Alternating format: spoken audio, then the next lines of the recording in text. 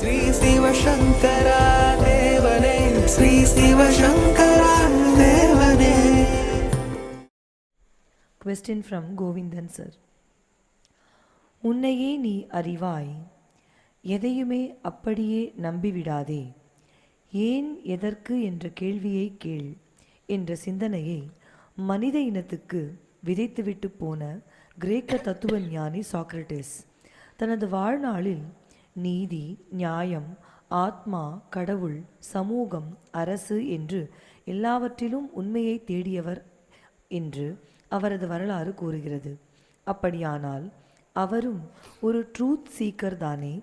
ஆனால் இந்த உலகம் அவரை இன்று வரை ஒரு ட்ரூத் சீக்கர் என்று ஏற்றுக்கொள்ளாமல் ஒரு தத்துவ ஞானி என்று மட்டும் ஏற்றுக்கொண்டிருக்கிறது. ஒரு ட்ரூத் சீக்கருக்கும் தத்துவ ஞானிக்கும் உள்ள வேறுபாடு என்ன?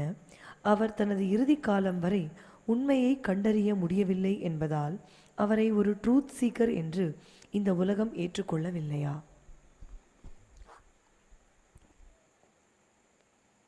சாக்ரட்டிஸ், அரிஸ்டாட்டில், பிளாட்டோ இந்த மாதிரி நிறைய ஜீனியஸ் இன்டலெக்சுவல்ஸ் உலகத்தில் வந்தாங்க. அவர்கள் சொன்ன அந்த தத்துவ ஞானம் என்பது ஒரு 18-19ஆம் நூற்றாண்டில் இருந்தது. That was the age of philosophy. அந்த நேரத்தில் வந்த எல்லாருமே ஃபிலாசபர்ஸ், தத்துவங்களை மக்களுக்கு சொல்வதற்காக வந்தார்கள். அதுக்கப்புறம் industrial revolution started after Socrates and other time. தொழில் புரட்சி இந்த மாதிரியான விஷயங்களில் உலகம், ஒரு ரயில்வே நீராவி என்ஜினை கண்டுபிடிச்சாங்க. இந்த மாதிரி பல விஷயங்களில் உலகம் ஈடுபடு. இப்போ they had no time for such philosophies. அதெல்லாம் அவங்களுக்கு பெரிய இன்ட்ரெஸ்ட் கிடையாது. அதனால் இந்த உலகத்தில் ஒவ்வொரு காலகட்டத்திலையும் ஒவ்வொரு விதமான தேடுதலில் உலகம் ஈடுபடுகிறது. ஒரு காலத்தில் மகாவீரர், புத்தர் இந்த மாதிரி இருந்தாங்க. அதுக்கு முன்னே வேத காலம் இருந்தது. அதுக்கப்புறம் ஆதி சங்கராச்சாரியார் ஈ ஹேடு சண்மதங்கள். இப்படி ஒவ்வொரு காலகட்டத்திலையும் உலகம் எதையோ தேடிக்கொண்டிருக்கிறது. ஆனால் யார் எதை தேடினாலையும் அதில் அவங்க சக்ஸஸ் ஆகிறது இல்லை. இப்போ சாக்ரட்டிஸ் பற்றி இவ்வளோ பேசுகிறோம். ஆனால் சாக்ரட்டிஸை விஷ கிண்ணத்தை கொடுத்து தான் கொலை பண்ணாங்க இல்லையா? He was poisoned in the prison itself by the கிரேக்க நாட்டு நீதிமன்றம். அதனால் எந்த ஒரு தத்துவ ஞானியையும் எந்த ஒரு விஞ்ஞானியையும், இப்போ உலகம் உருண்டைன்னு சொன்னார் கலீலியோ. உலகம் எக்லிப்டிக்கல் முட்டை மாதிரி இருக்குது, முட்டை ஆனால் பேரண்டம் அப்படின்னு சொன்னாங்க காப்பர்னிக்கஸ். இவங்க எல்லாரையுமே உலகம் பனிஷ் தான் பண்ணிச்சு. கலீலியோவை கண்ணை பிடுங்கி குருடனாக்கி காட்டுக்குள்ளே துரத்தி விட்டுருச்சு. ஸோ யார் இந்த உலகத்துக்கு நல்லது செய்யறதுக்கு வந்தானோ அவங்க எல்லாரையுமே இந்த உலகம் இப்படி தான் பண்ணும். ஒரு புத்தர் வர்றாரு, அவரை உணவில் விஷம் வச்சு கொண்டுடுறாங்க இல்லையா? நீ யாரை வேணால் எடுத்துக்கோ. அவங்க வாழ்கிற இயேசுநாதர் வந்தார், அவரை சிலுவையில் போட்டுறாங்க. முகமது நபி வந்தால் அவரை கல்லால் அடிச்சு துரத்தி விட்டுறாங்க மெக்காலேருந்து மெதினாக்கு. வள்ளலார் வர்றாரு, கடைவிரித்தேன் கொள்வார்கள்னு சொல்ல வைக்கிறாரு. அவர் ஒரு ஃபிலாசபி கொடுத்தாரு. அரிஸ்டாட்டில், பிளாட்டோ ஒரு தத்துவம் கொடுத்தாங்கன்னா, வள்ளலார் அடிச்சுக்காதீங்களா மதங்களுடைய பேரால், எல்லாம் சுத்த சமரச சன்மார்க்கம்னா எல்லோரும் ஒத்துமையாக இருக்கணும் அப்படிங்கிறதுக்கான ஒரு தத்துவத்தை அவர் கொடுத்தாரு. So every one has given something new to this world. But யாருடைய இதுவுமே இந்த உலகம் ஒத்துக்கவே இல்லைங்கிறது தான் உண்மை. இது வரைக்கும் உலக வரலாற்றில் எவ்வளோ பேர் வந்தாங்க, ஒரு வாழையடி வாழைன்னுவாங்க. ஆனால் யார் சொன்னதையும் இந்த உலகம் ஒத்துக்கிறதே கிடையாது. காரணம் என்னென்னா, ஜனங்களுக்கு ஒரு ஃபால்ஸ் ஈகோ இருக்குது. இவங்களுக்கு என்ன தெரியும், எல்லாம் எனக்கு தான் தெரியுங்கிற மாதிரி ஒரு வேனிட்டின்னுவாங்க. இந்த ஃபால்ஸ் ஈகோவில் மாட்டின்னு இருக்கிறவங்ககிட்ட போய் நீ என்ன சொன்னாலே அவங்க கேட்க மாட்டான். நான் பிடிச்ச முயலுக்கு 3 கால் நான் சொல்கிறேன்னு வை, இல்லைடா 4 கால்னு சொன்னால் உன் டைம் தான் வேஸ்ட்டு. ஏன்னா is already decided to be foolish. அவன் எப்படி 4 கால்னு சொல்லி நம்ம வச்சிடும். மொயிலே கொண்டாந்து 4 காலை காட்டினா கூட அவன் நம்ப மாட்டான். நீ ஒட்டை வச்சு கொண்டாந்துக்கிறன்னு தான் சொல்லுவான். தூங்குறவனையும் எழுப்பிடலாம், தூங்குறது மாதிரி நடிக்கிறவனையும் எழுப்ப முடியாது இல்லையா? இப்போது நசன் தூங்கிட்டு இருக்கான்னு இப்போ தட்டினோடனே எந்திரிச்சிடுவேன். அவன் வேணும் தூங்குறான்னா இப்படி புரண்டு அப்படி பண்ணி காட்டணும். இந்த உலகம் உருப்படாமல் இருக்கிறதுக்கு இதுதான் காரணம். யாருக்குமே எந்த ஒரு நல்ல விஷயமும் தேவைப்படுறதில்லை. No one ever wanted anything good. And waste is repose in the desert ஏர்னு ஒரு கவிதை இருக்குது ஆங்கிலத்தில். வேஸ்ட்னா என்ன, எல்லாமே தேவையில்லாத விஷயங்கள் தான் இந்த உலகத்தில் உலா வந்து கொண்டிருக்கிறது அப்படின்னு சொல்லி. அதனால் அந்த கவிதை கூட அதுதான், உலகத்தில் முத்தும் பவளமும் மாணிக்கமும் கொட்டி கிடக்குது, அனுபவிக்கிறதுக்கு தான் ஆள் காணும், அதனால் உலகம் எல்லாவற்றையும் வீணாக்கி கொண்டிருக்கிறதுங்கிறது தான் கவிதை. எந்த ஒரு நல்லதும் வந்து, ஏன்னா the majority of the population is always fool and ignorant. ஒரு ராஜா அமாவாசை அன்றைக்கி ஒரு அண்டா வச்சு எல்லாரையும் பாலை கொட்ட சொன்னான். இருட்டில் நான் பாலை கொட்டினா என் தண்ணி கொட்டினு யாருக்கு தெரியும்னு நிறைய பேர் தண்ணி கொண்டாந்து கொட்டினான். கொஞ்சம் பேர் நிஜமாகவே பாலை கொண்டாந்து கொட்டினாங்க. மறுநாள் திறந்து பார்த்தா பாலெல்லாம் கூட தண்ணி பால் ஆகிப்போச்சு. ஒரு பேக்ரவுண்ட் வாய்ஸ் வரும், நல்லவர்கள் ஊற்றிய பாலும் வீணாகி விட்டதே அப்படின்னு. இந்த மாதிரி இந்த உலகத்தில் நல்லவங்க ரொம்ப கம்மி, கெட்டவங்க ரொம்ப ஜாஸ்தி. இந்த நல்லவங்க எந்த ஒரு நல்லதை கொண்டு வந்து கொடுத்தாலையும் மெஜாரிட்டி வந்து நெகட்டிவாக இருக்கிறதுனால அதெல்லாம் வீணாக போயிடுது. இது உலகம் தோன்றிய நாள் முதல்ல இன்றைக்கி வரைக்கும் தான் நடந்துக்கிட்டு இருக்குது. இன்றைக்கி வரைக்கும் எந்த ஒரு ஃபிலாசபியும் எவ்வளோ பெரிய ஆள் சொன்னாலையும் யாரும் ஏற்றுக்கிருந்தா சரித்திரமே கிடையாது. அதாவது ஒரு கண்ணாடி இருக்குது, சில கண்ணாடியில் உங்கள் மூஞ்சி ரொம்ப அழகாக காட்டும், நீ அழுக்காக தான் இருப்ப, ஆனால் அந்த கண்ணாடியில் நீ ரொம்ப அழகாக தெரியும். அந்த பாதரசத்தில் இருக்கிற குளர் அது.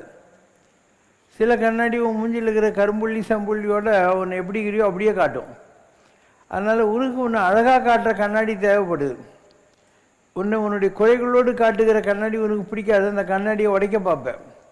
அந்த மாதிரி இந்த மகான்கள் எல்லாம் உன்னை நீயாக காட்டுகிற கண்ணாடிகள், real mirrors they are.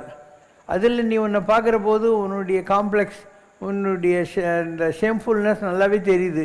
So you try to finish them. மகான்களை எப்படி ஒரு நிஜத்தை காட்டுற கண்ணாடி உடைக்கிறீங்களோ அப்படி மகான்களை நீங்கள் அழிக்க பார்க்கிறீர்கள். அதனால தான் இந்த நிலைமை, இன்றைக்கி வரைக்கும் இந்த நிலைமைக்கு இதுதான் காரணம். ஸ்ரீராம அவதாரம் தெய்வ அவதாரமாக இருந்தாலும் ஸ்ரீராமருக்கு ஒரு மனிதனாய் தர்ம நெறிகளோடு இந்த பூமியில் வாழ்ந்து மானுடத்தை உயர்த்தி பிடிக்க வேண்டிய அவதார நோக்கம் இருந்ததால் வசிஷ்டரின் குருகுல கல்வி அவருடைய பால பருவத்தில் தேவைப்பட்டது.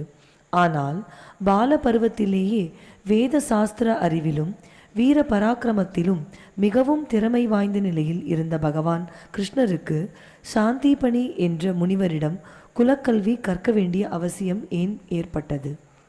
அந்த காலத்தில் எல்லாருமே இந்த மாதிரி குருகுல வாசத்தில் போய் தான் படிச்சுன்னு இருந்தாங்க. அது ராமர் காலம் ஆகட்டும், கிருஷ்ணராகட்டும், யாராக இருந்தாலையும் தே ஆல்வேஸ் வெண்ட் ஃபார் குருகுல கல்விகள். இந்த குருகுலமெல்லாம் முடிஞ்ச பின்னால் தின்ன பள்ளிக்கூடம்னு வாங்க. எல்லா ஊர்லேயும் ஸ்கூல் இருக்காது. ஸோ மொட்டை போட்டு கடுக்கன் போட்டு நாதோசரம் வச்சு ஒரு 30 மைலோ 100 மைலோ தள்ளி இருக்கிற ஒரு தின்ன பள்ளிக்கூடத்தில் கொண்டு போய் குழந்தைங்கள விட்டுடுவாங்க. அந்த அரிசி பருப்பு உப்பெல்லாம் கொடுத்துருவாங்க. அந்த குருகுலத்தினுடைய வாத்தியார் பண்டாட்டி சமைச்சு போடுவா, இவங்க விறகு பொறுக்கி கொடுத்துட்டு மீதி நேரத்தில் பாடத்தை படிச்சுக்கிட்டே இருப்பாங்க. இப்படி தான் இருந்தது. ஈவன் வாரியாரெல்லாம் இருந்தபோது கூட இங்கே எலிஃபெண்ட் கேட் பக்கத்தில் ஒரு குருக்கிட்ட தான் அவர் படித்தார். வீணெல்லாம் கற்றுக்கிட்டார் அவர்கிட்ட. இப்போ கொடுக்கறதுக்கு குருக்கு ஒன்றுமே இல்லை. அதனால் இவர் காதில் இருந்த வைரக்கடுக்கனை கொண்டு போய் கடையில் வச்சு ஒரு பட்டு வேஷ்டி துண்டை கொண்டு போய் அவர்கிட்ட கொடுத்து, இப்போத்துக்கு என்னால் உங்களுக்கு குரு காணிக்கே இவ்வளோ தான் கொடுக்க முடியும் அப்படின்னு. ஸோ எதையும் நான் கமர்ஷியலாக அப்ரோச் பண்ண குருமார்களும் இருந்தாங்க, இந்த மாதிரி உத்தமமான சிஷ்யர்களும் இருந்தாங்க. பகவான் கிருஷ்ணருக்கு எப்படி ஏழை குசேலன் குருகுல நண்பனோ அதே மாதிரி வறுமையில் வாடிய அனந்தனும் ஸ்ரீராமனின் குருகுல நண்பன். வாழ்நாள் பூராவும் ராம மந்திரத்தை ஜபித்து கொண்டிருந்த அனந்தனை அயோத்தியில் ஸ்ரீராமரின் பட்டாபிஷேகத்தின் போது தனது தந்தை தசரதனுக்கு இணையாக கருதி அவனை முதலில் அரியாசனத்தில் அமர வைத்த பிறகே ராமர் அமர்ந்தார் என்று இராமாயண குறிப்பு கூறுகிறது. இந்த நிகழ்வு இராமாயணத்தில் இருக்கிறதா? அப்படி இருந்தால் குசேலனை விட மிக உயர்ந்த இடத்தில் இருந்த அந்த அனந்தனை இலக்கிய உலகம் போற்றி பாடாதது ஏன்? இந்த புராணங்களில் வருகிற பல கதைகள் ஏதாவது ஒரு கேரக்டரைசேஷனை வச்சு உனக்கு ஒரு ஆங்கிள் ஆஃப் தி லைஃப் புரிய வைக்கிறதுக்காக வர்றது. இப்போது குசேலன் இருந்தான், அவன் கிருஷ்ணருக்கு ஃப்ரெண்டாக இருந்தான், அவனை எப்படி கிருஷ்ணர் ட்ரீட் பண்ணார் அப்படிங்கிறது ஒரு ஆங்கிள். துரோணாச்சாரியார் துருபதன் 2 பேரும் அவன் பஞ்சாப் ராஜா ஆகிட்டு போன துரோணரை எப்படி அவமானப்படுத்தினாங்கிறது இன்னொரு ஆங்கிள். ஏகலைவனுடைய கட்டை விரலில் துரோணாச்சாரியார் வெட்டினாருங்கிறது குருவோடைய சிஷ்யனுடைய ரிலேஷன்ஷிப்பில் இருக்கிற ஒரு நெகட்டிவ் ஆங்கிள். இப்படி பலவிதமான பெர்முட்டேஷன் காம்பினேஷனில் மனித உறவுகளை அவர்கள் நமக்கு புரிய வைக்கிறார்கள். அவ்வளோதான். So you can learn from every story and create your own ethics of life. இது ரைட்டு எது ராங்குங்கிற உரிமையை நீ டிசைட் பண்ணிக்கலாம். இப்போ ஏகலைவன் கட்டை விரலில் வெட்டினது துரோணரை பொறுத்த மாத்திரம் கரெக்டு, ஏன்னா அவர் பழி வாங்கிறதுக்காக இருக்கார். அப்போ அர்ஜுனனை விட வேறு யாரும் வந்துடக்கூடாதுன்றது. நீ ஒரு நியூட்ரல் ஆங்கிள்ந்து பார்க்குறது, ஒரு குரு இந்த மாதிரி இல்லாமல் பண்ணுவான், ஒரு பிராமணனுக்கு இந்த மாதிரி குரோதம் வரலாமா அப்படிங்கிறது உன்னுடைய ஆங்கிளாக இருக்கும். So it's your choice. எல்லா புராணங்களில் வருகிற எல்லாத்துலேயும் இந்த மாதிரி 2 ஆங்கிள் இருக்கும். It's for you to decide what you want. இதெல்லாம் கதைங்க தான். புராணம் அப்படின்னா பழமையானன்னு அர்த்தம். ஸோ ஒரு பாட்டி உங்கள் குழந்தைங்களுக்கெல்லாம் அந்த காலத்தில் நைட்டில் கதை சொல்லுவாள். அந்த பாட்டிக்கு என்ன தெரியுமோ அந்த கதையாக சொல்லுவாள். பேரங்க அதிலிருந்து ஏதாவது புரிஞ்சுக்கிட்டோம், இல்லைன்னா ஒன்றும் ப்ராப்ளம் இல்லை.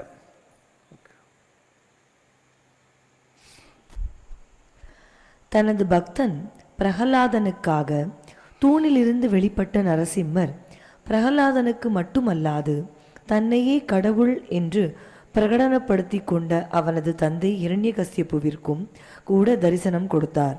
ஆனால் நரசிம்ம மந்திரத்தை உச்சாடனம் செய்து கொண்டு காட்டில் கடும் தவமியற்றிய ஆதிசங்கரின் சீடரான பத்மபாதருக்கு தரிசனம் கொடுக்காமல் அவருக்காக காட்டில் நரசிம்மரை தேடி அலைந்து கிடைக்கவில்லை என்பதால் தனது உயிரை விடவும் துணிந்த வேடனுக்கு நரசிம்மர் காட்சி கொடுத்தார் என்பதுதான் பத்மபாதர் வரலாறு. அப்படியானால் ஒரு வேதாந்தியின் வேத சாஸ்திர அறிவையும் கடும் தவத்தையும் விட வேத சாஸ்திர அறிவு கொஞ்சம் கூட இல்லாத ஒரு சாதாரண வேடனின் உண்மையான பக்தியையும் விடாமுயற்சியையும் நேர்மையும் இறைவன் ஏற்றுக்கொள்கிறான் என்றுதானே இதற்கு அர்த்தம். இது உலகியல் வாழ்க்கையில் இறைவனை அடைய மனதார விரும்பும் ஒரு சாதாரண மனிதனுக்கும் பொருந்துமா? அவருடைய பேர் பத்மபாதர்னு ஏன் வந்துச்சு? ஆதிசங்கர் அக்கறையில் இருக்கார். இவர் கூப்பிட்றாரு பத்மபாதா வாண்டு. குரு கூப்பிட்டுட்டாரேன்ட்டு இவர் தண்ணி மேலே நடக்க இவர் கால் கீழே ஒவ்வொரு தாமரை அப்படியே காலை பிடிச்சிக்குது. அதுதான் பத்மபாதர். தாமரை மலர் மேல் பாதங்களை வைத்து கொண்டு குருவை போய் சேர்ந்தவன் ஒரு அர்த்தம். எவ்வளோ கமிட்மெண்ட் இருந்தால் பத்மபாதருக்கு அந்த மாதிரியான ஒரு அக்கல்ட் பவர் கிடச்சிருக்கும்.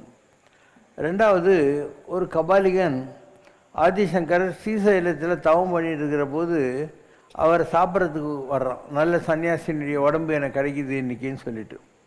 அப்போ அவர் சொல்கிறார், சரி இந்த உடம்பு சுடுகாட்டுக்கு போகிற விஷயம் தானே, உனக்கு பயன்படுதுன்னா சரின்னு இவர் கண்ண முடியுன்னு தியானத்தில் உட்காந்துறார். அப்போ பக்கத்தில் இருந்த பத்மபாதருடைய உடம்புக்குள்ளே நரசிம்மர் ஆவிர்பவித்து அவரை அந்த கபாலிகனை வெட்டுறாரு. அந்த சத்தம் பார்த்து தான் ஆதிசங்கரை எழுறாரு. ஆனால் பத்மபாதர் சாதாரண ஆளுன்னு நீங்கள் நினைக்க தேவையில்லை. அவரவருக்கு ஒவ்வொரு விதமான அனுபவத்தை கடவுள் கொடுத்து அவங்கள ஞானி ஆக்குறாரு. அதனால் அவரவர் அனுபவம் அவர் தம்மை அறிவது, அவரவர் தத்தமது அறிவகை சென்று அடைய நின்றனர், அவரவர் விதி வழி அடைய நின்றனர். அதனால் ஒவ்வொருத்தருக்கும் கிடைக்காததுன்னு ஒன்றும் கிடையாது. அவங்கள பக்குவப்படுத்திட்டு அதுக்கப்புறம் அந்த அனுபவங்களை கொடுப்பாங்க. பக்குவம் இல்லாமல் அவங்ககிட்ட ஒரு பால் இருக்குது, பாலை நல்ல பாத்திரத்தில் ஊற்றலைன்னா என்னத்துக்கு யூஸ் ஆகும்? அந்த மாதிரி நம்மலாம் பாத்திரங்கள். இந்த பாத்திரங்களுக்குள்ளே ஒரு நல்ல தத்துவம் வரணும்னு சொன்னால் நம்ம முதல்ல சுத்தமாக இருக்கணும். அந்த சுத்தப்படுத்துகிற ப்ராசஸ் முடிஞ்ச உடனே கட்டாயம் கொடுப்பாங்க. பார்ப்பான் அகத்திலே பார்ப்பசு 5 உண்டு, பார்ப்பசு 5ம் பாலை சொறிவனன்றார். பார்ப்பான்னா ஐயர் கிடையாது, இந்த உலகத்தை புரிந்து கொள்ள முயற்சி செய்கிறான். இந்த ஆன்லுக்கார், த சீயர் அப்படின்ற மாதிரி அவனுடைய அகத்தில் அவனுடைய உடம்புக்குள்ளே பால் பசு அப்படின்னா மெய்வாய் கண்மூக்கு செவி. மெய்வாய் கண்மூக்கு செவி என்ற 5 பசுக்களும் பாலை சொறிவன. உனக்கு நல்லதுக்காக தான் கடவுள் 5ஐயும் கொடுத்துருக்காரு அப்படிங்கிறார். பார்ப்பசு 5ம் பாலை சொறிவன நல்லதுக்காக கொடுத்துருக்காரு. இப்போ உனக்கு அந்த பக்குவம் வந்த உடனே நீ அந்த கண்ணை எப்படி யூஸ் பண்ணணும், காதை எப்படி யூஸ் பண்ணணும், மூக்கு வாயு உடம்பு இதெல்லாம் எப்படி யூஸ் பண்ணணும்னு தெரிஞ்சுக்கிட்டு you will benefit out of it. இல்லைன்னா என்ன ஆகிடும், நம்ம பக்குவம் இல்லாத நிலையில் இருந்தாக்கா எந்த ஒரு நல்லதும் விளையாமல் அதனால் நெகட்டிவாக தான் நடந்துடும். அதனால் தேர் இஸ் எ திங்கிள். ஒரு வயல் இருக்குது, அந்த வயலை முதல்ல குத்தி அதை வெட் பண்ணி அதில் உரமெல்லாம் போட்டு அதுக்கப்புறம் விதையை போட்டு பாத்தி கட்டி எல்லாம் பண்ணுறாங்க இல்லையா? அந்த மாதிரி ஒவ்வொரு மனிதனையும் பக்குவப்படுத்துறதுக்குன்னு ஒரு காலம் இருக்குது, ஒரு கெஸ்டேஷன் பீரியடுன்னு சொல்லுவீங்க இல்லையா? அது வரைக்கும் வெயிட் பண்ணி தான் ஆகணும். ஸோ பத்மபாது சாதாரண ஆள் அல்ல. இந்த ஸ்டோரி இருக்குது இல்லையா? ஒரு ஷெப்பர்ட் பாய் இவர் ஒத்த காலில் நிற்கிறத பார்த்துட்டு என்ன சாமின்றார், நரசிம்மன் புரியாதுடான்றார். சொல்லு சாமின்றார். நரசிம்ம தரிசனத்துக்காக இருக்கேன்டா அப்படின்னு சொல்கிறார். அப்போ சரி சாமி, நரசிம்மர் எப்படி இருப்பார்னா அந்த மாதிரி சிங்கம் மூஞ்சி மனுஷன் உடம்புன்றார். இருங்க சாமின்ட்டு இவன் காட்டில் போகிறான். சிங்கம் மூஞ்சி மனுஷன் உடம்பு, சிங்கம் மூஞ்சி மனுஷன் உடம்பு. நரசிம்மனுக்கு சிரிப்பு வந்துடுது. இவனுக்கு சம்மந்தமே இல்லை, இவன் என்னடா இந்த மாதிரி கூப்பிட்றான்னு போய் மரத்தில் படுத்துக்கிறாரு. கட்சிச்சின்னு இவன் தலை எல்லாம் போட்டு ஈதுக்குன்னு தரதலான்னு வரான். ஒத்த காலில் நிற்கிற பத்மபாது நரசிம்மா வண்டியான்றாரு. நான் அவனுக்காக வரலடா, எந்த காரணம் இல்லாமல் அவன் வந்திருக்கான் இல்லையா, அவனுக்காக தான் வந்திருக்கான்னு. இந்த மாதிரியான கதைகள் நம்முடைய புராணங்களில் இல்லை நம்ம பெரியவங்க நம்ம கர்ண பரம்பரைன்னுவாங்க. கர்ணம்னா காது, காதில் சொல்லி சொல்லி ஏன் கொண்டு வராங்கன்னா they want us to learn different angles to life. விதவிதமான தத்துவங்களை நாம் உள்வாங்குவதற்காக பல்வேறு கதைகள் அமைக்கப்படுகின்றன. நீ அந்த கதையில் இருக்கிற கருத்தை எடுத்துக்கோ, கதையை பிடிச்சி ஏன் கதாபாத்திரங்கள் இடத்தில் நாம் பட்டிமன்றம் நடத்தணும்?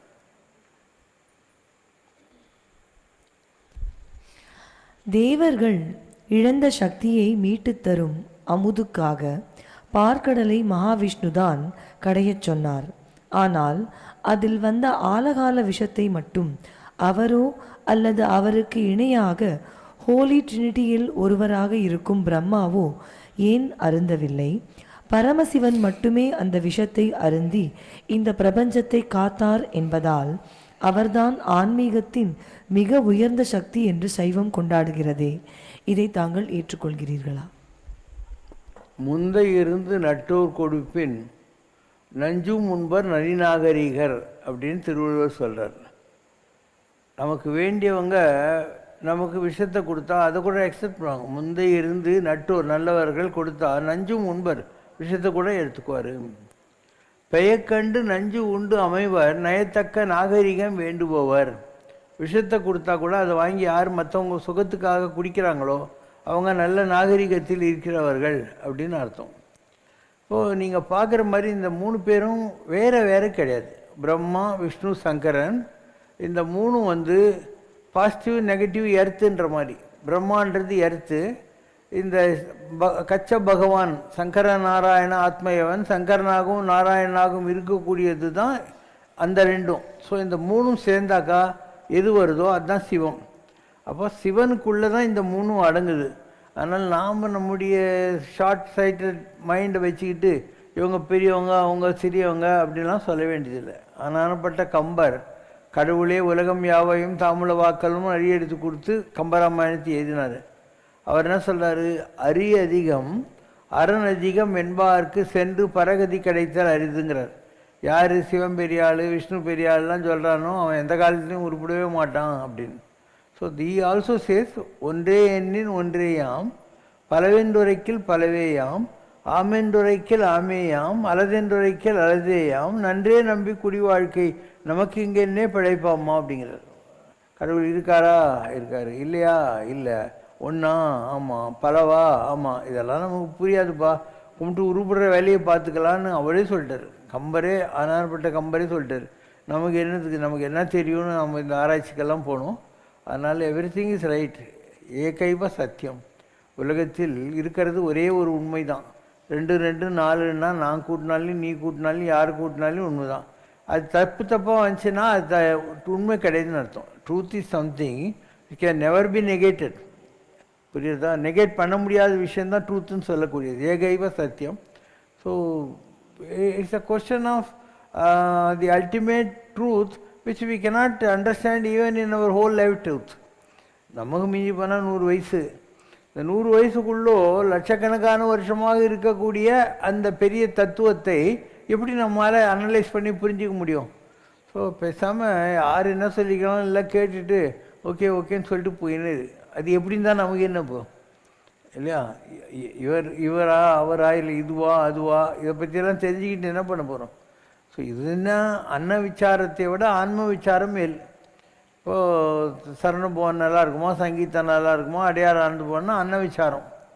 ஆத்ம விசாரம்னா நான் ஏன் உலகத்தில் பிறந்தேன், ஆம்பளைன்னா என்ன, பொம்பளைன்னா என்ன, இந்து முஸ்லீம் கிறிஸ்டின் ஏன் இந்த மாதிரியெல்லாம் ஆச்சு. சில பேர் ஆரோக்கியமாக இருக்காங்க, சில பேர் கண்ணு தெரியாமல் முடவனா ஓமியாலாம் இருக்கிறாங்க. இதெல்லாம் ஏன், இதெல்லாம் என்ன விசாரம். விசாரம்னா இன்குவிசிட்டிவ் இன்வெஸ்டிகேஷன் வச்சுக்கோங்க. அதனால் உனக்கு இந்த சோத்தை பற்றி நினைக்கிறத விட இதை பற்றியெல்லாம் நினைக்கிறதுல இன்ட்ரெஸ்ட் இருந்தால் இதை பற்றி போகிற வழி கொஞ்சம் புண்ணியமாவது கழிச்சிடும். Question from Radhika. Dearest Baba, who is doing the karma? Is it mind or conscious or awareness? Are those three same or any different? ஒரு சைக்கிள் டயருக்குள்ளே டியூபுக்குள்ளே காற்று. அந்த கண்ணுக்கு தெரியாத, ஆனால் அந்த டயரையும் டியூப்பையும் 2 பெடல் போட்டு மெரிச்சாக்கா நம்மளை கொண்டு போகிறது இருக்கு இல்லையா, அந்த காற்று தான் நம்முடைய ஜோதி, நம்முடைய ஆத்மான்னு சொல்லக்கூடியது. இந்த உடம்புக்குள்ளே உயிர் இருக்கு இல்லையா, அதுதான் டியூப்பு. அந்த டியூபுக்கு மேலே ஒரு டயர் இருக்குது இல்லையா, அதுதான் இந்த உடம்பு. ஸோ திஸ் உடம்பு இஸ் டயர். இதுக்குள்ளே இருக்கக்கூடிய உடலுக்குள் உத்தமன் ஒரு பொருள் கண்டேன்றது கண்ணுக்கு தெரியாது இருக்கக்கூடிய விஷயம். இந்த உயிருங்கிறது அந்த டியூப் மாதிரி. அதனால் எந்த ஒரு விஷயமும் கூட நம்ம கண்ணுக்கு தெரியுது தெரியலங்கிறது முக்கியம் இல்லை, ஆனால் அதுதான் உண்மை. அப்போ அது இருந்தது இல்லைங்கிறது எப்படி தெரியும்? டயரு புஷ்ஷுன்னு போயிட்டு ஃப்ளாட் ஆகி போயிடுதா, அப்போ நீ பம்ப் அடிச்சு இன்னும் உட்காந்து இருக்கணும் அதுக்கு இல்லையா? அப்போ தெரியும் காற்று இருந்ததுங்கிற மாதிரி. அந்த மாதிரி ராமசாமி, கோயின்சாமி, இப்ராஹிமு, சுலைமான் இவங்கெல்லாம் இருந்தாங்களா இல்லையான்றது அவங்க காற்று எல்லாம் முடிஞ்சு போய் அவங்கள காபாக்கும் காஃபினுக்கும் சுடுகாட்டுக்கும் தூக்கின்னு போகிறது தான் தெரியும். அது வரைக்கும் அவங்களுக்குள்ளே காற்று இருந்ததுங்கிறது நமக்கு புரியாது. அவங்க எல்லாம் போய் சீக்கிரம் பாடி எடுங்க அப்படின்னும். அப்போ சுலைமான் எங்கே, தண்டபாணி எங்கன்னு கேட்க போகிறதில்ல. அது இருக்கிற வரைக்கும் தான் நமக்கு மரியாதை. உடலுக்குள் உத்தமன் ஒரு பொருள் கண்டேன், எனவே உடலை ஓவாது ஓம்புகின்றேன்னு. நமக்கு எல்லாருக்கிட்டேயும் அதுதாங்குது. எங்கிட்டையும் இருக்குது, உங்கள்கிட்டையும் இருக்குது. இது எல்லாமே காமன், எல்லாருக்கிட்டையும் அதே தான் இருக்குது. இதில் பெருசு எது சின்னது எது, யாரும் ராஜாவும் இல்லை, யாரும் சிப்பாயும் கிடையாது. அந்த உள்ளகிற ஜோதி எதனாலும் பாதிக்கப்படாத, எதையும் பாதித்து விடாத விஷயம். நமக்கு புறத்தோற்றங்களில் தெரிகிறதெல்லாம் container. We don't know the content. கண்டெய்னரை பார்த்து ஒரு சூட் கேஸ் இருக்குது, பிரீஃப் கேஸ் இருக்குது, எத்தனை விதமாக இருக்கும். ஒரு கடையில் போய் பார்த்தியானாக்கா, ஒரு ஜவுளி கடைக்கு போகிறேன், எத்தனை விதமான ஷர்ட் இருக்குது, எத்தனை விதமான பேண்ட் இருக்குது, எத்தனை விதமான சேரீ இருக்குது. அந்த மாதிரி இதெல்லாம் வெளியில் இருக்கிற விஷயங்கள். ஸோ உள்ளுக்குள்ளே இருக்கு எல்லாருக்கும் ஒன்று தான். There is no second truth in this world. Does the mind or consciousness or awareness travel along with the soul because it is the doer of karma? And is it the same mind or consciousness that is experiencing the results of past karmic actions, or a new mind? So does the consciousness travel along with the soul from one body to another? நீங்கள்லாம் cellphone வச்சுருக்கீங்க. அந்த செல்ஃபோனில் ஒரு chip இருக்கும், அதுக்கு பேர் memory chip. அந்த memory சிப்பில் நீங்கள் எந்த நம்பரை நோட் பண்ணுறீங்க, என்ன இருக்குது, எல்லா ரெக்கார்டும் அதில் இருந்துருக்கும். நீ வேறு ஒரு செல்ஃபோன் வாங்குறேன்னு வை, அந்த செல்ஃபோனை என்ன பண்ணுவேன், இந்த மெமரி சிப்பை தூக்கி போட்டுக்குவேன். புரியுதா? இந்த மெமரி சிப் புது செல்ஃபோனுக்கு போயிடும். பழைய செல்ஃபோனில் ஒன்றும் இல்லை, சிப்பு யாருக்காவது கொடுத்துருவேன், இன்னும் நீ வாங்கிக்கோங்கன்ட்டு. அவன் போய் இன்னொன்று சிப்பு அவன் பேரில் வாங்கி போட்டுன்ட்டு புதுசாக லோட் பண்ண ஆரம்பிக்கும். அதனால் the whole thing is the chip. அதனால் யார் செத்தாலையும் அந்த சிப்பு புது உடம்புக்குள்ளே வருது. அந்த பழைய ஆளுடைய சிப்பு இன்னொரு உடம்புக்குள்ளே வருது. இப்போ இறந்து போன ஆளுக்கும் இப்போ வந்திருக்கிற ஆளுக்கும் எந்த சம்மந்தமும் இல்லை. அந்த சிப் தான் 2 பேருக்கும் உள்ள கனெக்டிவிட்டிங்கிற மாதிரி. அதனால் நம்முடைய இதில் இலக்கியங்களில் இதை பற்றி சொல்லியிருக்காங்க. இவர் போய் அவராய், அவர் போய் இவராய், இவ்வாறதாய் அப்படின்னு வரும். இருவாய் கருவாய் தன்னிலே உருவாய், இதுவே பயிராய் விளைவாகி இவர் போயவராய் அவர் போய் இவராய் இதுவே தொடர்பாய் வெறி போல ஒரு தாய் இரு இவர் போய் அவராய் அவர் போய் இவராய். ஒரு ஆள் இறக்குறான், அந்த சிப்பு இன்னொரு உடம்புக்குள்ள வருது. ஸோ இவர் போயிட்டாரு, அவர் வந்துட்டார். ஓகே, அடுத்தது ஒரு பிறவியில் உனக்கு ஒரு அம்மா, அடுத்த பிறவி நீ வர்றபோது இன்னொரு அம்மா. ஒரு தாய் இரு தாய், ஒரு தாய் இரு தாய் பல கோடியதாய் இதுவே அவமாய் அழியாதே. உலகத்தில் எத்தனை கோடி தாய்மார்கள். ஆழ்வார் சொல்கிறார், நான் எத்தனை பிறவி எடுத்து எத்தனை அம்மா கிட்ட பால் குடிச்சனோ அதெல்லாம் சேர்த்து வச்சா ஒரு சமுத்திரம் ரொம்பிடுமே அப்படிங்கிறார். எழுகடல் கோடி மணலிலும் கோடி பிறப்பு இழி பிறப்பு என்று அருணகிரிநாதர் சொல்கிறார். அதனால் பிறவிகள் வந்துன்னே தான் இருக்கும், பிறவி தொடர்ந்துக்கிட்டே தான் இருக்கும். ஆனால் அந்த மெமரிஸ் தான் கர்மான்றது. அந்த மெமரிஸை வச்சு தான் இந்த உலகத்தில் நீ கண்டினியூட்டி ஆஃப் ஜாய் அண்ட் சாரோக்கெல்லாம் அனுபவிக்க போகிற. So it is memory which is ultimate and that is a chip. ஒரு கால் முருகா பரமா குமரா உயிர்காவெனவோதருள் தாராய். நாம் செய்ய வேண்டியது என்னன்னா, அட்லீஸ்ட் ஒரே ஒரு தடவை லைஃப்பில் ஒரு கால் முருகா பரமா என் உயிர்கா, என்னை எப்படியாவது காப்பாற்றி உருப்பிட வைப்பா அப்படிங்கிற அருளை எனக்கு கொடு, அந்த தாட் வர்ற மாதிரி எனக்கு அருளை கொடு அப்படிங்கிறது தான் இந்த திருப்புகள். Question from கல்யாண கிருஷ்ணன் ரவிசங்கர். இயற்கை ஆன்மீகம் என்பது இயற்கையை ஒரு ஆன்மீக ஆதாரமாக கருதும் ஒரு வகை ஆன்மீக நம்பிக்கை. இது இயற்கையில் உள்ள அனைத்திலும் கடவுளை அல்லது தெய்வீக சக்தியை உணர்வதாகும்.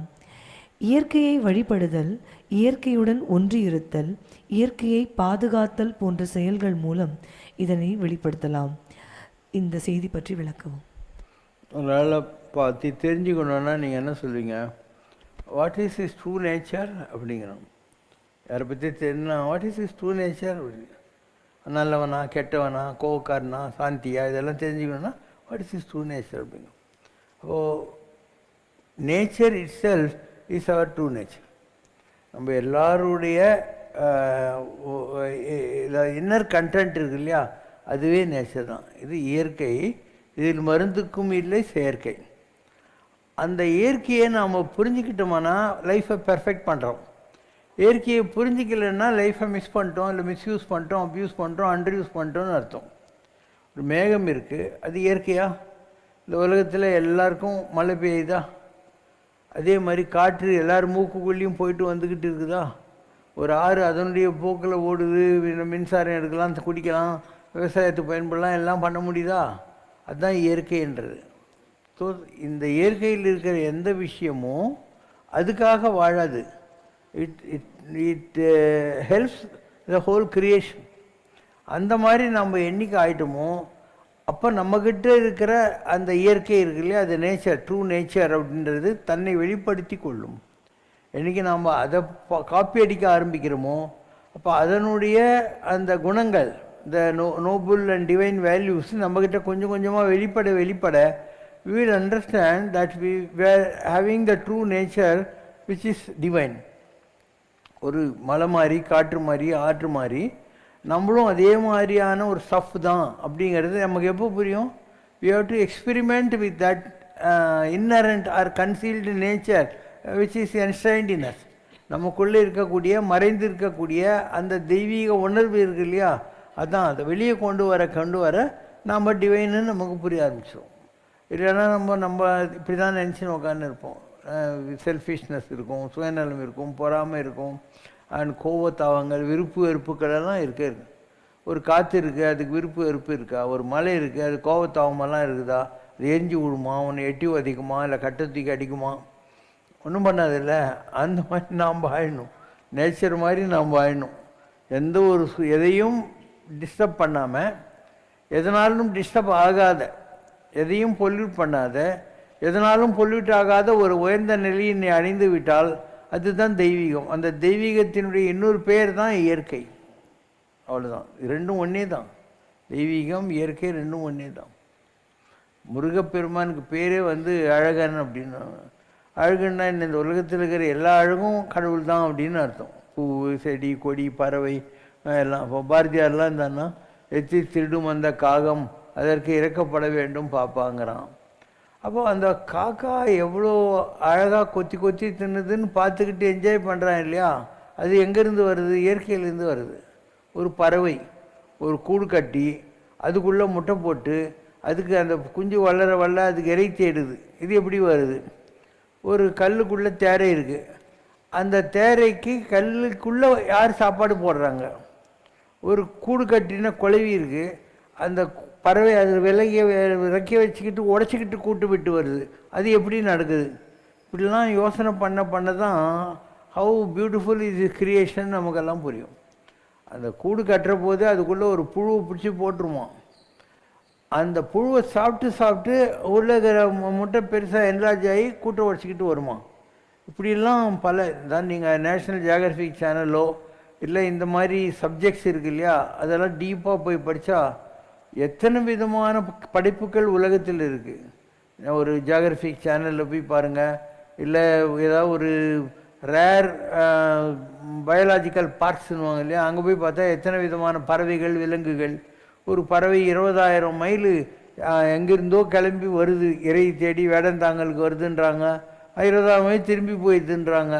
அதுக்கு ஏரோ டைனமிக்ஸ் கூட தெரியுதுங்கிறாங்க. ஒரு பறவை என்ன பண்ணுமா, இப்படி கிளம்பி ஏரோப்ளேன் மாதிரியே வருமா. அப்போ முன்னால் போய் இந்த பறவை பின்னால் வருமா, பின்னால் இந்த பறவை முன்னால் போகுமா. இப்படி அதுங்களுக்குள்ளே கோஆப்ரேட் பண்ணிக்கிட்டு 20,000 மைல் போதும்.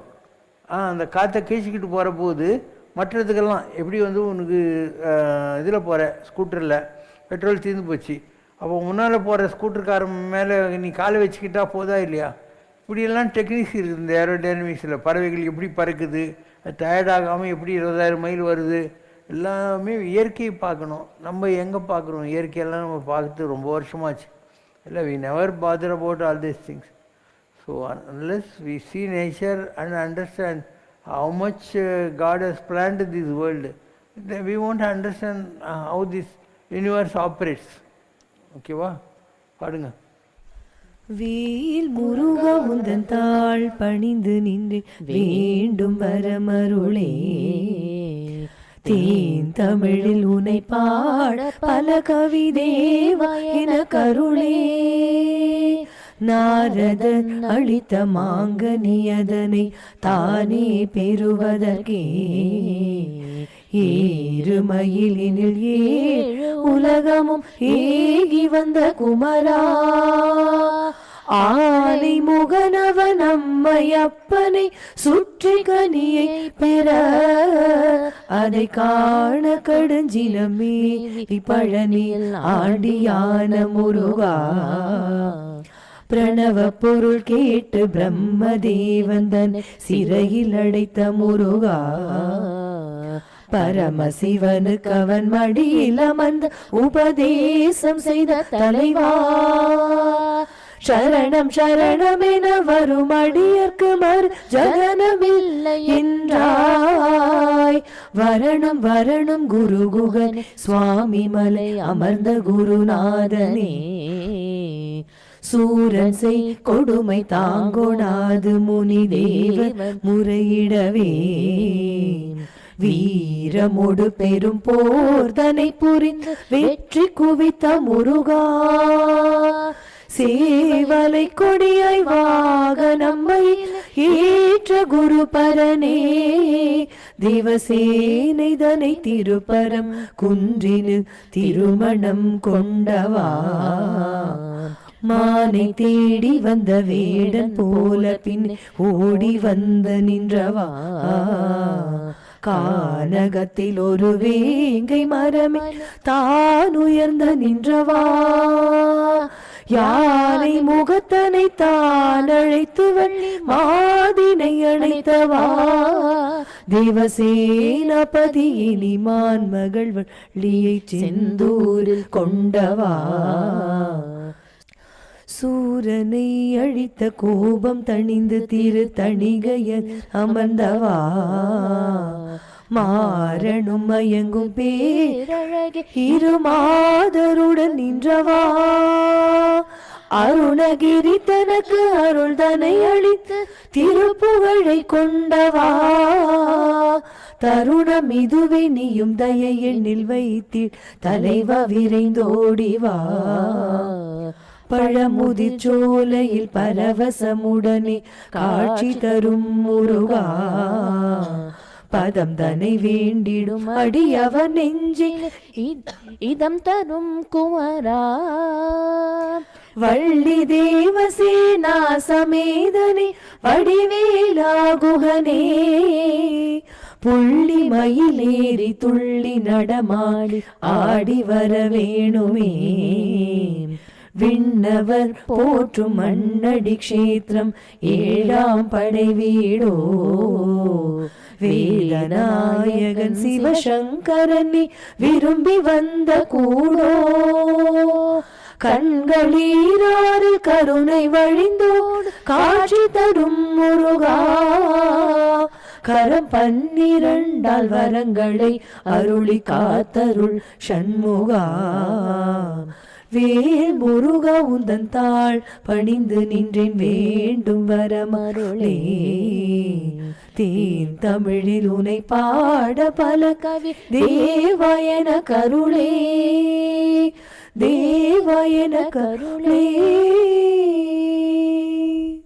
ஓம் ஜெய் சிவசங்கரரே சுவாமி ஜகத் பரிபாலகரே ஆதி சங்கர அவதாரா அநாத ரக்ஷகரே ஓம் ஜெய் சிவசங்கரரே அன்னையும் தந்தையும் நீரென்றறிந்தும் அன்பில் நனைகின்றோம் சுவாமி அன்பில் நனைகின்றோம் ஆசானும் இறையாகிய தேவா நின்னடி பணிகின்றோம் ஓம் ஜெய் சிவசங்கரரே கைலையை பன்முறை வலம் வந்தாய் ஓ கருணாகர கீர்த்தி சுவாமி கருணாகர கீர்த்தி மயிலையில் நின்று வரம் தருகின்றாய் மங்களகர